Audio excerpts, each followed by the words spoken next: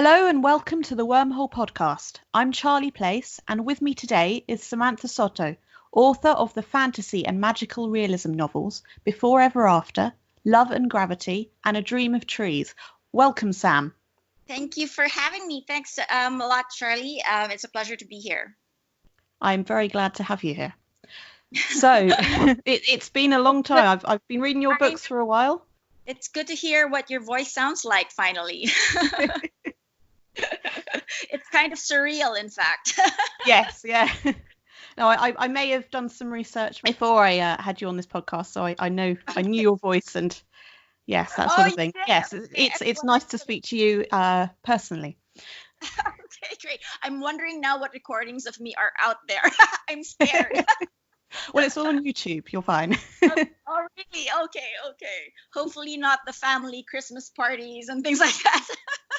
Well, I'll edit this out, but yes, it is. There is one of you at Christmas. Oh yeah. my God. I will edit this statement out. No problem. You can keep it in, and all the views for that mysterious video will suddenly go up. Yes. So the story of how you came to start writing is a really interesting one, and it's involving traffic jams. So would you like to explain? Yes. It's good. Sure. Well, I live in Manila, as you know, and Manila traffic is, we call it it's like a car apocalypse every day. So you really have to learn ways of coping. And what happened to me was that I was stuck in traffic one day, and the idea for Before Ever After literally just popped into my head. Max, the main character of the story, just popped into my car and literally said, "Hello, I'm Max. I believe that you can get through anything if you have a chicken, and I have a very interesting story to tell."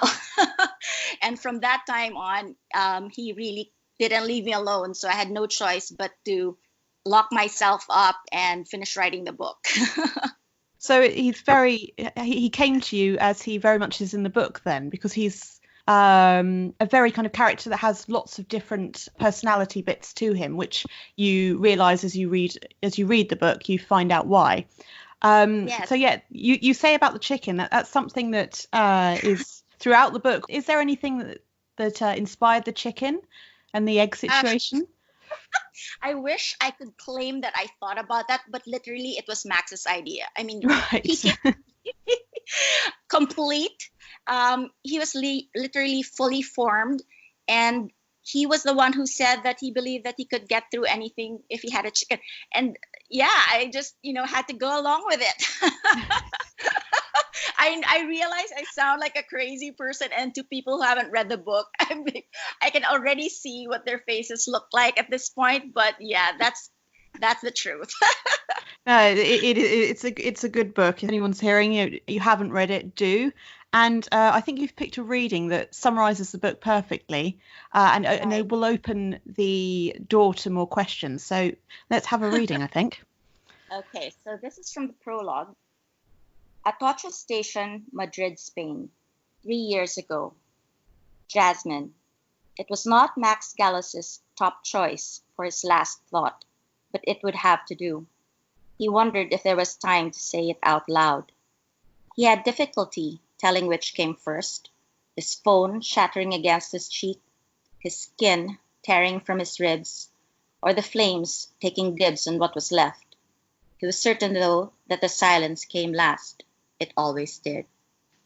So then we move to his wife, Shelley, a few years later, when she's still grieving him. She's living in London, and one day there's this knock on her door, and it's a shock, more of a shock than she thinks, because this man there looks like Max. And instead it's someone who claims to be her grandson, Paolo, who says that Max is alive and well in the Philippines.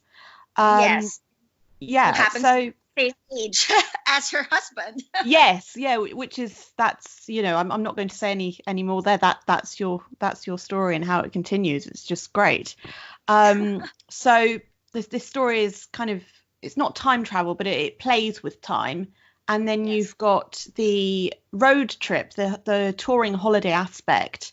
And Yes. there's stories here that are drawn from history, but you've gone for the lesser known options. And can you tell us a bit more about that? Okay, so the idea, well, Before Ever After, as you said, is my first book. And I really didn't know how to write a book, much less outline one. And so I didn't outline it. So what I instead did was that I knew that the book was going to take place across a road trip across Europe. And so in lieu of an outline, I basically Google mapped my way through Europe, choosing the countries that I was familiar with because I had visited before. So I knew that it was going to start in London, and I knew that it was going to end in Italy. And in between those countries, I just chose the countries that I had visited before. And when I chose those countries, I Googled two things. I Googled, I just Googled one thing. I chose strange chicken fact. It really got to you, that. Exactly. Yeah. The chicken really had to be a part of the story. So I Googled strange chicken fact, and I matched that up with the historical period because we were going backwards through time, right? So we start at the earliest point and going backwards.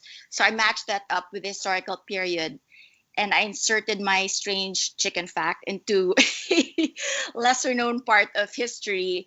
And from there, weaved my story or my version of the events that happened during that time. So again, a very strange story. But all the historical, the historical canvas of this book is absolutely true, because I felt that I was asking readers to take such a huge leap of faith with the concept of the story, that I felt that the historical background had to be really solid. And even the strange chicken facts had to be really solid, that people could suspend their disbelief and, really go along with the fantasy. Yeah, no, it's brilliant, this book. Yeah. So I'm going to actually ask the question that I was going to ask last, because throughout the book, because you're talking about the chickens, throughout the book, we've been hearing all about this egg and cheese dish that Max makes. Oh, yes. And I am going to cut to the end, because we get to the end and you're about to tell us a secret ingredient. And then you don't. You put a dash there. Like, So is there an ingredient for this recipe? There is. Or is that still a secret? Oh, well, it's still a secret. Although I've received a lot of messages begging me for it, and I have on occasion, spilled the beans. But yes, it's an actual ingredient, and yes, this is a dish that we actually make at home. This is my husband's recipe, in fact, and it's his secret, so I guess it's his secret to tell. And I can't share it now. Unless we invite him onto the podcast. Well, it sounds like he needs to make a restaurant on an island. I'm not going to say any more than that, because it might spoil it. So I want to go back and discuss Doctor Who, because I know when I was reading this, and the first time I was reading this and reading Max and thinking he's just such a character, and he's got this very British feel to him, but because of his backstory, there's also lots of different cultural aspects to him that kind of meld together. Yeah. And I know the second time that I read the book, I had a lot more of a feeling for who he might have been inspired by. And I know you said about Doctor Who. Where does this come into the story? Well, Max is my Doctor Who. Since, so my goal in life is to be Doctor Who's traveling companion. And so while waiting for that, I decided to create my own version of Doctor Who. And for me, he is my doctor, and everybody in the van traveling throughout Europe with him, well, they're his companions. And I really, when I wrote this book, I thought of myself as one of the people in the van. And just as the companions accompany the Doctor on the TARDIS, that's really how I envisioned this book. because I was so deep into well, I still am, but I was so deep into Doctor Who while I was writing this book. I was just so inspired by it, and so Max is my doctor. It's interesting to hear, because I had Peter Capaldi in mind, I think, the second time. That was the person who I thought this kind of melds most for me, but that's very interesting to hear about your Max. The doctor at the time I was writing Max was David Tennant, and well, he's my all-time favorite doctor, and in fact my golden retriever, my fur baby, is named Tennant. So you've mentioned about you're working from the present day backwards. For Yes. You start with Shelley in the present day. How was it working that way? Surprisingly easy, because I'm not a very linear person. I guess since you've read my books, I think you've gotten that by now, that one of the most interesting things, or why I like to write about stories like this, is because of the time aspect. Time is always almost a character in my books, because in real life, time is something that you have the least control of. You're at the mercy of time. But when I write about time, I feel like it's the only time I can control time. And so, I get to channel my inner Time Lord when I write these books. And I guess my brain is already mixed up and a bit topsy-turvy that way, so that when I do write things backwards, forwards, sideways, and all sorts of ways, it kind of makes sense in my head. So for me, it doesn't feel like I'm writing a story backwards or forwards. It's just how the story reveals itself to me in my mind, and that's how I write it down. Was there any particular time period that you enjoyed working on? Okay, or were they all good? Oh, well, I guess my favorite one was the last part, because that required a lot of imagination, because that's where we kind of reveal how Max came to be. And that was very challenging for me, because I felt that for that to work, for that reveal to work, that whole time period had to feel very, very, very real.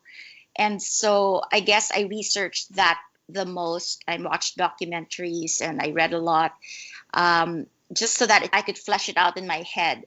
And, I don't want to give spoilers, but the place that it actually takes, that the setting is in, although I had been to Italy, but that specific place I hadn't been to. So I was relying a lot on desk research. I only got to visit that specific place, in fact, Max's house, only after I had finished the book. Like, I made it a point to bring my kids there, to show them the settings of the book. And it was so surreal for me stepping into that place, because it was exactly as I had imagined it to be. So it was really, really strange for this movie in my head to actually be there in real life. That was pretty special. Yeah,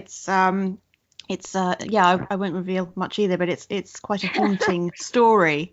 And that's that. Talk about it without giving spoilers. Yes. But it's good that we're talking about it, because I think there's so much, especially at the start of the book, you read it and you think, oh, well, this is a fantasy novel and it's incredibly comedic. But there are some really poignant, almost tear-jerking moments in the book that really kind of show different historic periods. You've got the happier historic periods, and then the not so. So it's something that's, I think, important to really kind of clarify, I think. But I am going to go back to the comedy briefly, because you've got this group of people in your camper van. It's great.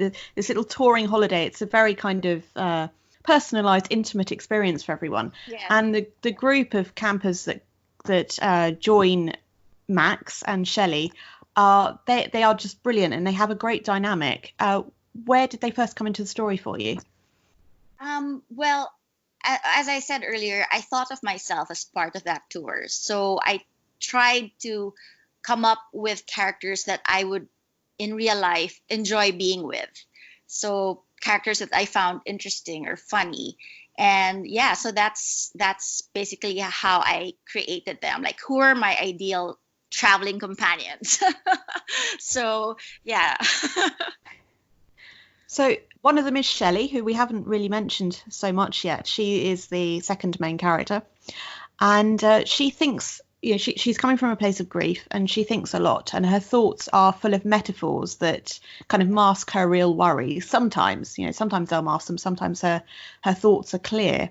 Where did she first come into the book for you? When I met Max, he did tell me that he had a wife, and so he was the one who made the introduction to Shelley.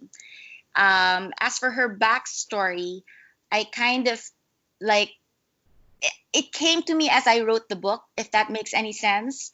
I got to know her as I wrote her. So it was a really special experience writing this book, because it was almost as if I was eavesdropping on conversations and simply writing their words down. So I really didn't know who she was fully until I started going along the ride, just as the readers do. So I feel like my experience of writing the book actually mirrors the experience readers had while they were reading it, because everything was a discovery for me as well. Again, as I said, I didn't have an outline. I had a Google map. And strange chicken facts. So things were very organic. And as they revealed themselves to me, that's the only time I really got to know the character. And then, of course, in editing, you come back and polish things and let things make sense. But yeah, the characters were revealed to me slowly. So if there was anything that was going to happen to them, it came as much as a surprise to me, I guess, as to the reader. So like, oh my gosh, I didn't want to do this to you, but it's just how things happen. So I didn't really plan anything. Strange, yes. It's interesting hearing about when people do or don't plan, because I mean, certainly with Before, Ever, After, it does sound like there was a plan there, which is great, it's and to hear you didn't do that, it's very interesting.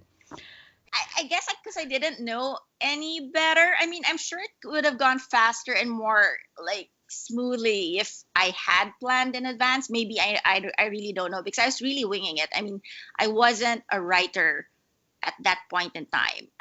My background was in marketing. I had worked for Unilever and Johnson & Johnson, and really my writing experience was writing marketing briefs and things like that. So, and I guess that's why Before, Ever, After is structured the way it is, because I figured, I don't know how to write a really long story. So I'm going to tell this story in bite-sized pieces. So I figured that if I could write one chapter with one story in that historical period, then I could write another one. So I just kind of approached it that way so that I wouldn't scare myself off. So the format of it being in a tour and the stories being the stops in the tour, that was because of what I thought my ability to write. That the format I felt was something that wasn't intimidating for me as a new writer. Like, I could handle, it's almost like short stories, right, strung together. So I felt that, okay, I can handle a short story. And so that's why the format of the book is that way. Well, yes, you saying that they are ultimately, while the road trip itself obviously carries on, the historical bits are little stories within the whole. Right. But no, that is incredibly interesting to hear that, because it just does not come across in the story at all, which is great. Yeah. So we better move on to Love and Gravity, your second book. Sure.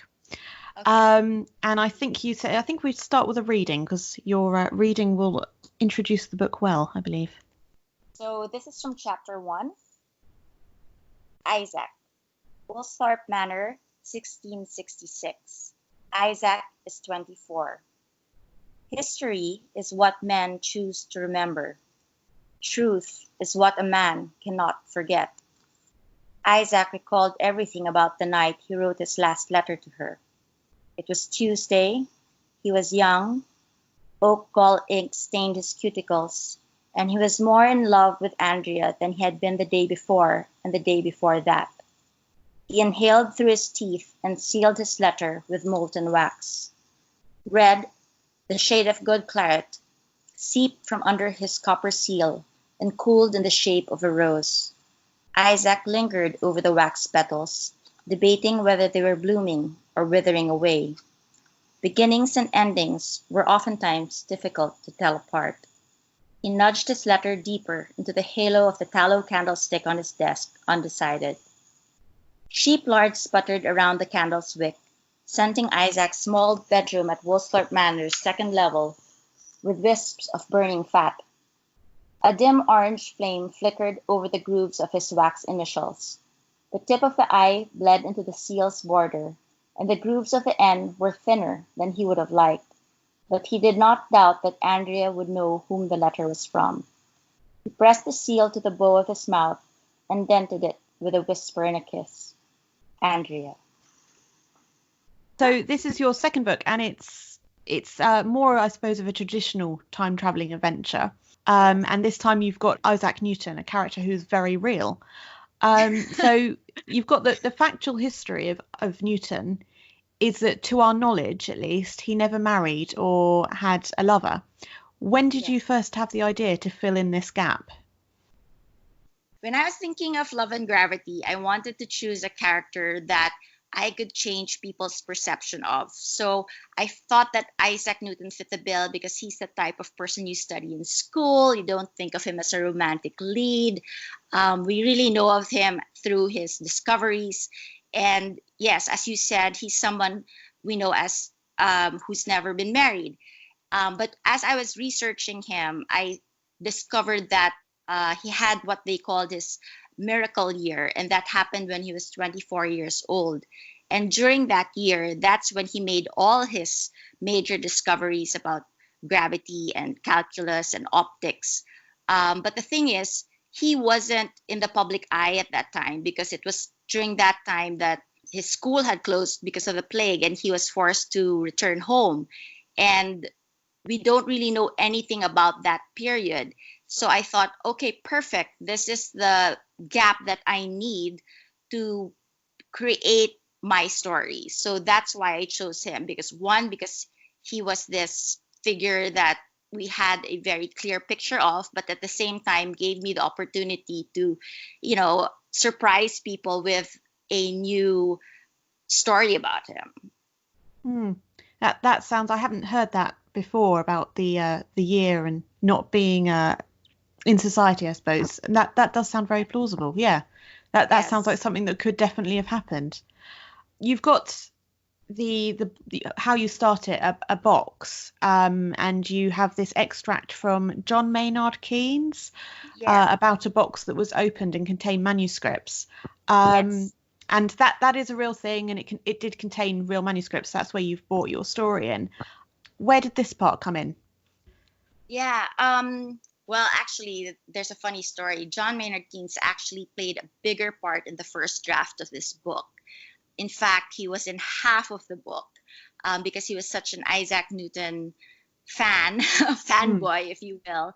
And so in the original draft of Love and Gravity, his story, his love story with his wife, a Russian ballerina, played a big part in the book. But when I sent the draft to my agent, she felt that other love story detracted from the focus on Issac and Andrea. So so I was faced with a huge problem, and my agent told me to take him out because I had like 40,000 words missing.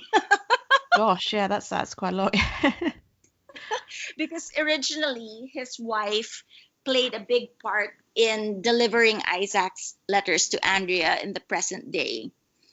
And without her in the book, I had to figure out another way to deliver the letters, which I can't stay here without giving spoilers. But so I had to rework the whole mechanics of how Isaac communicated with Andrea without that part of the story, without John Maynard Keynes in the story. We'll leave the spoilers out, but that bit does sound very much like it has been in the planning from the very beginning. So talking of Newton further, as you cover in the book, his mother left him to start another family. And in Love and Gravity, Andrea, your other main character, her mother leaves her likewise. Was this comparison something you were working towards? Yes, because I wanted them to find that emotional connection. So they had, obviously they're from different times, so they couldn't be any more different. He's from man of science and math, and she's a musical prodigy. So I needed some emotional connection between the two. So I felt giving them some sort of similar background and issues, it would be a connection that they could draw from for their relationship. Yeah, it struck me when I read it, particularly the second time, looking for these extra details. But I really liked with Andrea's section particularly, where you've got her stepmother, Sylvia. For quite a while, she's only in the book in terms of Andrea's thoughts. And you have this bit where Sylvia herself never gets dialogue until Andrea has accepted her, which I thought was absolutely wonderful. I just wanted to point that out to people, that this wonderful working here of the child kind of slowly working towards this acceptance, and the way it's handled in the book is great. Thank you for noticing that. I'm thrilled. Yeah, no, it's wonderful. It's lovely. It's just so focused on Andrea as a child. So better move on to the science and music, because there is a lot of science and music in this book. Obviously science with Issac Newton, and the music comes in the form of Andrea as a budding cello player, as a child budding, and then she becomes more and more proficient, and she does a bit of composition, which is key to the story. And so there is a lot of science and music, both equal amount. What was it like to write about both of them together? Well, since I am definitely not great at math or science, and neither am I remotely good at music, those were quite challenging things. And which is exactly why I wanted to write about them, because I felt that music was such a challenge to write, because I wanted to write it in the way that people could hear the music almost as they were reading the story. And it was I found it really interesting. As a writer, I felt that was really pushing myself, because I don't play an instrument. I had to get a lot of tips from the real Andrea, my daughter, who plays the violin, she plays piano, she plays the ukulele, she plays the guitar. I mean, she's really musically inclined, and I had to get a lot of tips from her. And her name is Andrea. That's her second name. So I modeled a lot of the musicality of Andrea from her, and also watching a lot of YouTube video cello tutorials. Getting a crash course in cello. As far as the math and science was concerned, again, a challenge, because, oh my gosh, this I had to get my husband's help. He had to explain a lot of calculus to me. And so luckily he's very math inclined. So thanks to my husband and to my daughter for allowing me to pick their brains or helping, to make me sound smarter than I actually am. So did you talk to your daughter about including her name in the book? And is that she's okay with that? Yes. Yes, yes. Yeah, she is okay with that. In fact, if people look up the book trailer for Love and Gravity on YouTube, that the room of Andrea's was actually shot in her room, the room I'm sitting in now. Ah. Yeah, so they just did a little bit of design, set design, but it was basically her room. So yeah, if people want to have a look at the real Andrea's room, just hop on over to YouTube. I'll include the link below in the description for anyone who wants to do that. Yeah. So that, yeah, again, that's very interesting to hear, because I suppose I'd kind of known from reading about your background to this, to writing this book, that maybe science wasn't something that you knew personally, that was more of a research thing for you. But the music, I expected you to say, well, I play the cello. So yeah, no, yeah. Oh my gosh, I really, that was so hard. I think that was harder to research than the science part, because I mean, that's where I really had to craft it so that the words would make people feel something, that they, people aren't required to feel something about science or math, but I felt that if I was going to write about music, people had to feel something for it, had to sense it somehow. And so, yeah, that's why the way Andrea experiences music is very, through her other senses as well. So I felt that was the best way to translate music so that it could travel from the pages of the book into the different senses of the readers. Yeah, no, it does. And I'm just going to point out to anyone who can hear your dogs in the background. They sound like they'd like to be included. But yes, sorry, that's Alfie and Tennant saying hello, wondering where I am, why I'm hiding out up here. Oh no, it's those books again. She's going on about that. I know, like, oh my gosh, Mom, will you quit it already? Are they going to star in a book? Alfie is actually in A Dream of Trees. But he's not a dog in the book, but he doesn't, if people read the book, they'll discover who Alfie is. He is a character for sure. Because Alfie is a rescue dog, so that will make sense when people read the book and discover who the character is. I know, and on Twitter, you've got a lot of you retweet a lot of rescues, so that's interesting to hear about that. So there's a lot of classical literature in this book, a lot of Ovid particularly. Do you like classical poetry at all? No. I included Ovid because of his tale about Pyramus and Thisbe, which inspired William Shakespeare's Romeo and Juliet. And Pyramus and Thisbe, basically, they're star-crossed lovers separated by a wall because their families live next door to each other but hate each other's guts. And so they basically could only talk through a crack in the wall.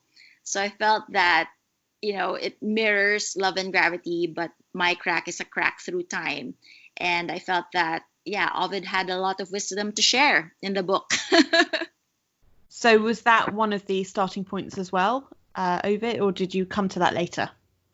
I came to that later. So that was happy. That was a really happy discovery. And when I make discoveries like that, I feel like it's the universe, nudging me on, telling me that I'm on the right track. Yeah. No, I read that, and I read about Pyramus and Thisbe in the book, and I went, so that's where, this is where you can see the idea coming in. So you saying, no, that came later, that is, yes. I want to say coincidence, but of course not at the same time. Yes, it's a kind of magical realism in reality, I suppose. Yes, exactly. Exactly. Just like my strange chicken facts and Before Ever After. Like, yeah, who knew? Have you ever owned any chickens? No, I've eaten them. No, but chickens play a big role also. I mean, just to share a little story about chickens is that because Before Ever After is my debut novel. So this is the book that landed me an agent. And one of the the things that helped me choose an agent, well, I believe from signs in the universe. And my agent's name is Stephanie Kip Roston. And when I was making my short list of agents, I put her on the top of the list because of her middle name. I had lived in Holland during my college days.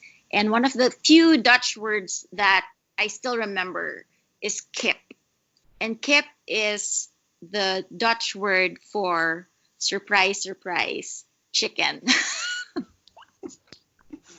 So I said, of course, she had to be on the top of my list. And yeah, I felt that was the universe nudging me in her direction. And and it turned out to be true. I feel that there is a lot of chickens in chicken stories in Before Ever After, as we have said, but there is a lot more, So if chicken isn't your thing, and you're hearing this, you're listening to this podcast, and you're thinking, my goodness, there's a lot of chickens.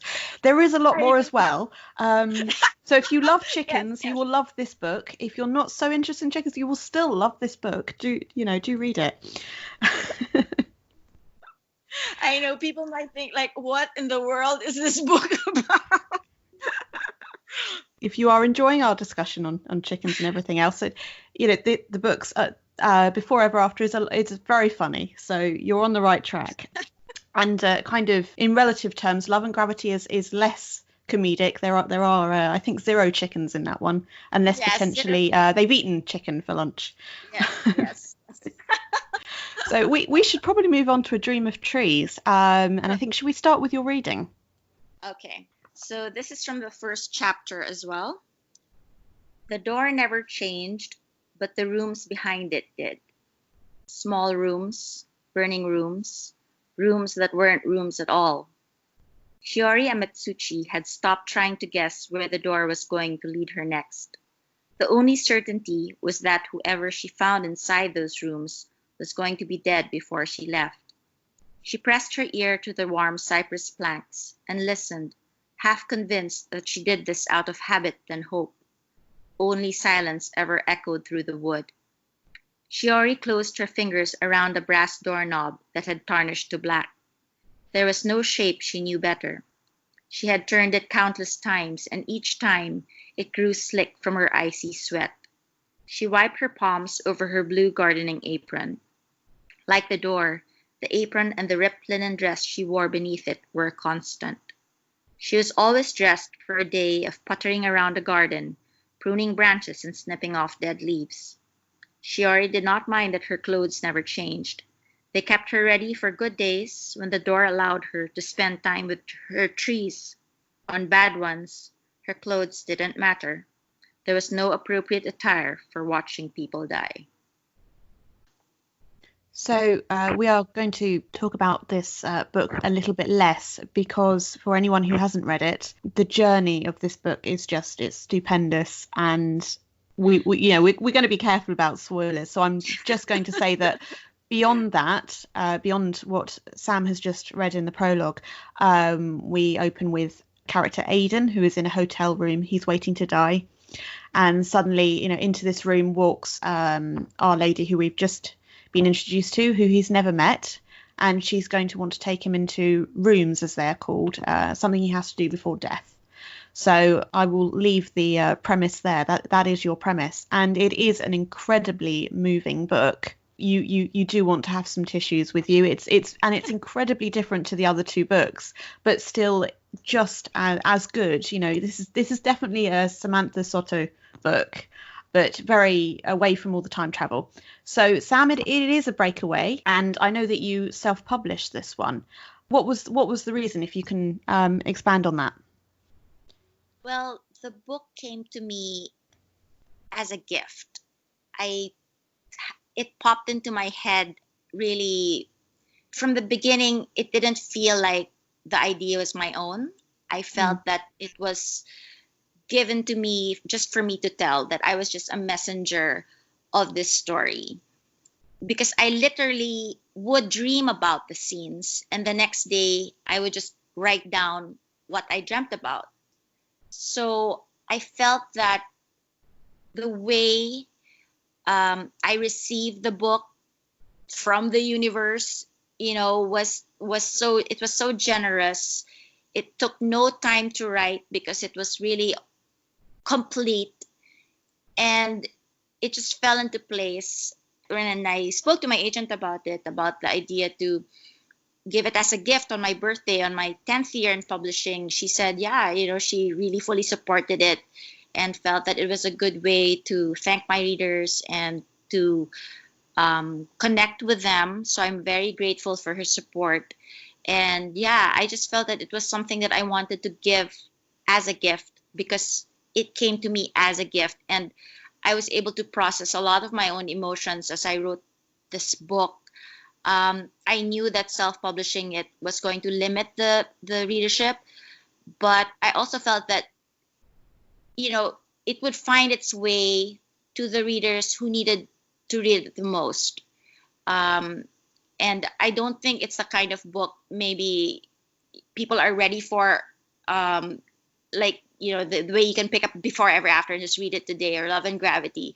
I feel this book almost requires you to be in a certain state of mind. And I feel that it will find you when you need to read it. And the way it found me when I needed to write it. Yeah, I think I know when I was thinking of how to I was recommending it to people, but how to, and saying about, there's a lot of sadness in it, but yes, it, as you say, the time for every reader to read it is individual, and they will find it. So is this a subject that, you say the book came as a gift? Is the content in it something that you have a passion for, or that you've developed a passion for? Yes. I wrote it at a very different time in the world than when I wrote Before Ever After, even Love and Gravity. I felt that the world had gotten a little bit darker because of things that were happening in my country and also outside of the country. And I couldn't, I had actually started writing another book after Love and Gravity. It was a love story with fairies set in Scotland. I, in fact, had visited Scotland to do research. I was in the middle of that book, and I felt like, wait, let's put this book on pause first, because I was going through a lot of emotions that I couldn't process just in my head. I needed it to be out on paper.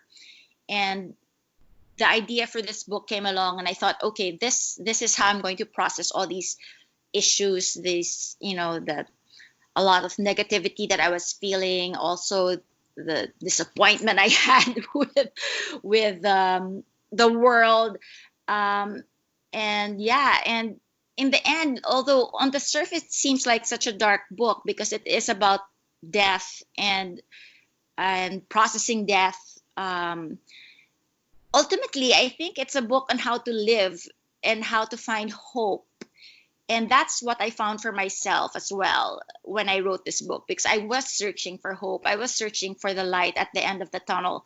And I think by going through the stories of the characters, I was able to process my own thoughts as well. Yes, and it's you say about events happening in your country, and also, of course, there's events all around the world. It's an incredibly international book. I think everybody is, they'll relate to various things in Love and Gravity and Before Ever After, but if there's a book of yours that you had to pinpoint and say that everybody is going to relate to this, but this is a book for absolutely everybody.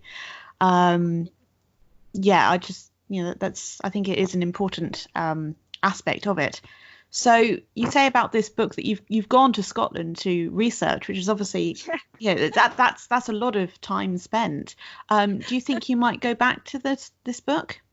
I mean, I definitely, I still, the manuscript is there. It's, I think 20 or 30,000 words in. So it's definitely a story that I want to go back to when the time is right. Although I'm writing another story now, a different one. So maybe after that, I can go back to the fairy story in Scotland. So we will be going to the magical realism and fantasy. Obviously, A Dream of Trees is fantasy, but you will be returning to the, I suppose, the past versions of your fantasy novels. Yeah. Yes. Oh yeah. I just felt that, once I was able to get A Dream of Trees out of my system, I felt like, okay, I felt much lighter. I felt more optimistic. I felt that I could write love stories again. And yeah, so that's where my mind is at now. And yeah, so that is the kind of story I'm working on right now. Mm-hmm. So I know you finished NaNoWriMo a few days before the end of November. Quick summary about that. Is that a book we might see? Fingers crossed. Yeah. It's incredibly rough at this point in time, but I'm very excited about it because I feel like, in a way, it's returning to my roots, but at the same time also moving forward, picking up the lessons I learned from writing A Dream of Trees and all the other books, and being able to incorporate that into a story that I feel, will resonate with a lot of people. So Sam, we're running out of time, I see. So it has been awesome having you here today and learning about the stories behind your books. I know we've spoken via email a couple of times a few years ago, but this has been absolutely wonderful having you here on the show. It's great. I had a great time. Yeah, me too. It's been wonderful. Before, Ever After and Love and Gravity are published by Random House, and that's the imprints Broadway and Ballantine, respectively. And A Dream of Trees is available on Amazon. Links to all three books are in the description for this podcast below. Sam, thank you very much for joining me. Thank you so much, Charlie. It was great talking to you. I had a lot of fun.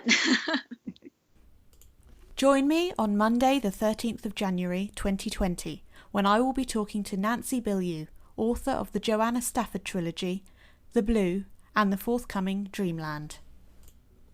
The Wormhole Podcast Episode 5 was recorded on the 2nd of December and published on the 21st of December 2019. Music and production by Charlie Place.